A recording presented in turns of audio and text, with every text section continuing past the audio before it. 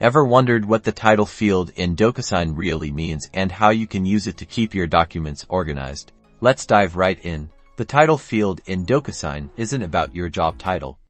Instead, it's simply the name or subject you give to your document. Think of it as the document's identifier, visible to you and other recipients. This title helps you quickly recognize the document in your DocuSign account, making it much easier to find specific contracts, agreements, or forms when you need them. Without a clear title, sifting through dozens of envelopes becomes a real headache. Using descriptive titles saves you valuable time and keeps your workflow smooth. Imagine searching for Agreement versus Acme Corp Sales Agreement Q3 2024. The title field is closely linked to the email subject recipients will see when they receive the document, while the title is for internal organization. The subject is what grabs your recipient's attention. You can change your email subject in the Add Recipients section of DocuSign.